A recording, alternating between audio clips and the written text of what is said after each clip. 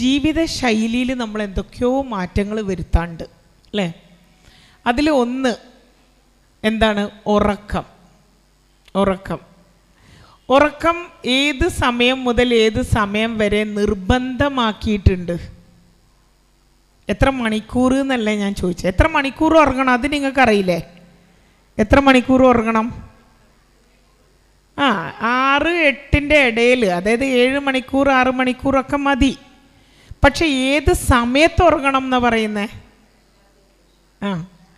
9 മണി മുതൽ നിങ്ങൾ ഉറങ്ങണ ടൈമാവും അല്ലേ? നിർബന്ധമാക്കിയിട്ടുള്ള സമയമാണ് ചോദിച്ചത്.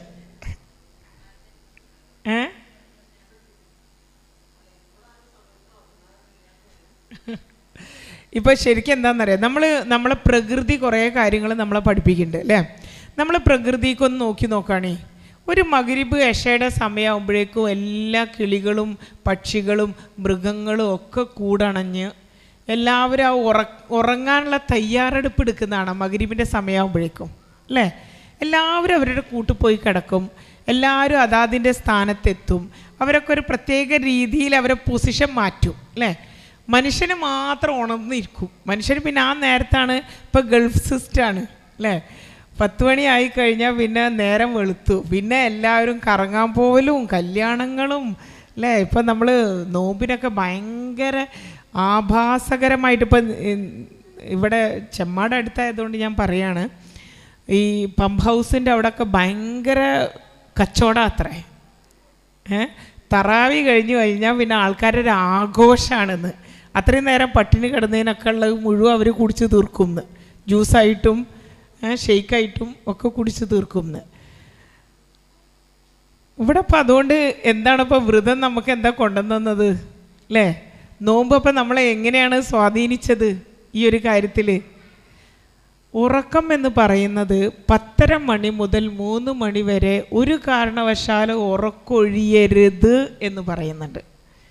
10:30 മണി മുതൽ 3 മണി വരെ. അതിൻ്റെ അർത്ഥം 3 മണി മുതൽ നിങ്ങൾക്ക് ഉണരാം എന്നാണ്. പക്ഷെ പലപ്പോഴും നമ്മളെ കുട്ടികളും നമ്മളും എന്ത് ചെയ്യുന്നു? 11:30 12 മണി അല്ലേ ഉറങ്ങാനാവുമ്പോൾ പിന്നെ നമ്മൾ പലരും ഇപ്പോൾ തഹജ്ജുദ് നമസ്കരിക്കുന്നവർ നേരത്തെ നീക്കുണ്ടാവും, അല്ലാത്തവരൊക്കെ 6 മണി 7 മണി 6:30 സമയങ്ങളിലൊക്കെയാണ് പലപ്പോഴും നീക്കുന്നത്. ഈ ഒരു സമയത്ത് നമ്മളെ ശരീരത്തിൽ എന്തൊക്കെയോ നടക്കുന്നുണ്ട്. അതുകൊണ്ടാണ് ഉറങ്ങണം എന്ന് പറഞ്ഞത്. ഇപ്പം നമ്മളെ വീട്ടിലെ വണ്ടി കേട് വന്നിട്ടുണ്ടെങ്കിൽ നമ്മളെന്താ ചെയ്യുക? നമ്മളെ വണ്ടി കേട് വന്നാൽ വർക്ക്ഷോപ്പ് കൊണ്ടുപോയി കൊടുക്കും അല്ലേ? വർക്ക്ഷോപ്പ് കൊണ്ടുപോയി കൊടുക്കും, നന്നാക്കാൻ കൊടുക്കും, മെക്കാനിക്കിൻ്റെ അടുത്ത് കൊടുക്കും. നമ്മളെ ശരീരത്തിൽ ഏതെങ്കിലും ഒരു അവയവം കേട് വന്നാൽ നമ്മൾ എന്ത് ചെയ്യും? ഡോക്ടറെ അടുത്തേക്ക് പോകും അല്ലേ? അപ്പോഴേക്കും നമുക്ക് രോഗലക്ഷണങ്ങൾ കണ്ടുവരണം. അസുഖം അതിൻ്റെ ശേഷമല്ലേ നമ്മൾ ഡോക്ടറെ അടുത്തേക്ക് പോകുള്ളൂ. അസുഖം വരാതിരിക്കാൻ ആരെങ്കിലും ഡോക്ടറെ അടുത്തേക്ക് പോകാറുണ്ടോ? ഇല്ല. നമ്മളിപ്പോൾ ചെയ്യുന്ന പല പ്രവൃത്തികൾ കൊണ്ട് നമ്മളെ ചില കോശങ്ങളുണ്ടല്ലോ, ശരീരം ഒന്നായിട്ട് കോശങ്ങളാണ്, കോടിക്കണക്കിന് കോശങ്ങളാണ് നമ്മുടെ ശരീരത്തിലുള്ളത്. ഈ കോശങ്ങൾക്ക് പല കോശങ്ങൾക്കും തകരാറുകൾ വരും. ഈ തകരാറുകൾ വന്ന കോശങ്ങൾ അടിഞ്ഞുകൂടാൻ തുടങ്ങും. അടിഞ്ഞുകൂടി ഇത് വലിയൊരു മാസായി മാറുമ്പോഴാണ് രോഗമായിട്ട് ഇതിങ്ങോട്ട് പുറത്തേക്ക് വരിക. അതുവരെ ഇത് പുറത്തേക്ക് കാണിക്കൂല. ഈ കേട് വന്ന കോശങ്ങളെ നമ്മൾ എന്താ ചെയ്യേണ്ടത്? ഒന്നും ചെയ്യണ്ട. ചെയ്യാനുള്ളത് മുഴുവൻ നമ്മളെ ശരീരത്തിലെ ഓരോ പ്രകൃതിയിൽ ഉണ്ടാക്കിയ ഓരോ രോഗത്തിനും പ്രകൃതിയിൽ തന്നെ പ്രതിവിധി ഉണ്ട് എന്ന് പഠിപ്പിക്കുന്ന മതമാണ് ഇസ്ലാം. എന്തെല്ലാം ഇവിടെ അസുഖങ്ങളുണ്ടോ അതിനുള്ള പ്രതിവിധി പ്രകൃതി തന്നെ ഉണ്ട്. നമ്മുടെ ശരീരത്തിന് ഉണ്ടാവുന്ന കേടുപാടുകൾക്കുള്ള പ്രതിവിധി നമ്മുടെ ശരീരത്തിൽ തന്നെ ഉണ്ട്. പക്ഷെ നമ്മൾ ചെയ്യാൻ സമ്മതിക്കണില്ല.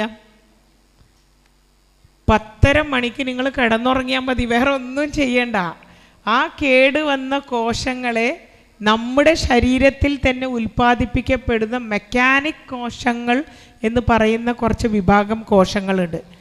അത് റിപ്പയർ ചെയ്ത് മെയിൻറ്റെയിൻ ചെയ്യും എന്നാണ് പറയുന്നത്. പക്ഷെ അതിനെന്ത് ചെയ്യണം? നമ്മൾ ഉറങ്ങണം. ഉറങ്ങിയാൽ മാത്രമേ അവർ അവരുടെ ഡ്യൂട്ടി ടൈം അവരിങ്ങനെ നോക്കി നിൽക്കുകയാണ്. ആളുറങ്ങിയാ? എവിടെ? 1 മണിയായിട്ട് ഉറങ്ങിയാ? ഇല്ല. 3 മണി വരെയാണ് ഡ്യൂട്ടി ടൈം, 10:30 മുതൽ 3 മണി വരെ. ആ സമയത്തിൻ്റെ ഇടയ്ക്ക് ഉറങ്ങിയാൽ മാത്രമേ അവർ പ്രവർത്തിക്കുകയുള്ളൂ. 6 മണിക്കൂർ ഏകദേശം ജോലി സമയമുള്ള അവർക്ക് ചിലപ്പോൾ നമ്മൾ 12 മണിക്കാണ് കിടന്നുറങ്ങുന്നതെങ്കിൽ അവർക്ക് ആകെ 3 മണിക്കൂർ സമയമേ കിട്ടുള്ളൂ. ശരീരം മുഴുവൻ ഓടി നടന്ന് അവരതിനെ റിപ്പയർ ചെയ്യും. പക്ഷെ നമ്മൾ ഉറങ്ങണം. ഈ ഉറക്കം പലപ്പോഴും നമ്മൾക്ക് തെറ്റായ രീതിയിലാണ് നമ്മൾ പോകുന്നത്. 3 മണിക്ക് എണീക്കുക എന്ന് പറയുന്നുണ്ട്. 3 മണിക്ക് അവരുടെ പ്രവർത്തന സമയം കഴിഞ്ഞു എന്നാണ് പറയുന്നത്. ഞാനതൊരു ക്ലാസ് പറഞ്ഞ പാടന്നെ ഒരു ആൺകുട്ടി എണീറ്റിട്ട് അപ്പം തഹജ്ജുദൊക്കെ ഇനി വേണ്ടല്ലേ, 3 മണിക്ക് തഹജ്ജുദ് സ്കരിച്ചൂടെ, 4 മണിക്ക് സ്കരിച്ചൂടെ, വെറുതെ പറയുകയാണ്. ഇത് ചില കാര്യങ്ങൾ എന്താണെന്ന് വെച്ച് കഴിഞ്ഞാൽ വെറുതെ തെറ്റായ ധാരണകൾ ഉണ്ടാക്കുകയാണ്. തഹജ്ജുദിൻ്റെ ഒരു ശാസ്ത്രീയ വശം അറിയോ? തഹജ്ജുദ് ഈ 3 മണി കഴിഞ്ഞ് കഴിഞ്ഞാൽ പിന്നീടുള്ള സമയങ്ങളിൽ നമ്മുടെ എനർജി കേന്ദ്രം എന്ന് പറയുന്നത് നമ്മുടെ ഹൃദയമാണ്. ഹൃദയത്തിനെ ഏറ്റവും ശുദ്ധീകരിക്കാൻ പറ്റിയ സമയമാണ് ആ 3 മണിക്ക് ശേഷമുള്ള 2 മണിക്കൂർ സമയം. ഇതൊക്കെ നമ്മൾ എപ്പോഴും ആലോചിക്കുക. നമ്മൾ ഇത് ഇപ്പോഴാണ് പഠിക്കുന്നത്. പക്ഷേ എത്രയോ വർഷങ്ങൾക്ക് മുൻപ് ഇസ്ലാമികമായിട്ടുള്ള രീതികളിൽ, ജീവിത രീതികളിൽ ഇതൊക്കെ രേഖപ്പെടുത്തപ്പെട്ടിട്ടുണ്ട്. പ്രവാചകൻ നബി സല്ലല്ലാഹു അലൈഹി വസല്ലം ഓരോ അനുയായികളോടും ഇത് അനുഷ്ഠിക്കാൻ പറഞ്ഞിട്ടുണ്ട്. അന്നൊന്നും ഇതിൻ്റെ കാരണം എന്താണെന്ന് നമുക്ക് ശരിക്കും അറിഞ്ഞിരുന്നില്ല. പക്ഷേ ഇപ്പം ശാസ്ത്ര പണ്ഡിതന്മാരൊക്കെ പറയുന്നത് നിങ്ങൾ ഒരു 3 മണി മുതൽ 5 മണി വരെ എനർജി കേന്ദ്രം, എനർജി കോർ സെൻറ്റർ എന്ന് പറയുന്നത് ഹാർട്ടാണ്. ആ സമയത്ത് നമ്മൾ ഉണർന്നിരുന്ന് നല്ല രീതിയിലുള്ള നമ്മുടെ മനസ്സിനെയും നമ്മുടെ ചിന്തകളെയും നിയന്ത്രിച്ചു കൊണ്ട് പ്രാർത്ഥനയിൽ മുഴുകിയിരിക്കുക, അല്ലെങ്കിൽ മെഡിറ്റേഷൻ എന്നാണ് അവർ ഉപയോഗിക്കുന്ന ടേമുകളിൽ ചെറിയ വ്യത്യാസം. മെഡിറ്റേറ്റ് ചെയ്തിട്ടുണ്ടെങ്കിൽ നിങ്ങൾക്ക് നല്ല ആരോഗ്യം, നല്ല ഹൃദയവും, നല്ല ശരീരവും, നല്ല മനസ്സും, നല്ല ചിന്തകളും, നല്ല IQ ലെവലും ഒക്കെ കിട്ടും എന്ന് പറയുന്നുണ്ട്. ഇതന്നെയാണ് നമ്മൾ പഠിപ്പിച്ചു തന്നിട്ടുള്ളത് അല്ലേ? തഹജ്ജുദ് നമസ്കരിക്കുമ്പോൾ നമ്മൾ പാട്ടും പാടിയിട്ടാണ് നമസ്കരിക്കുന്നത്.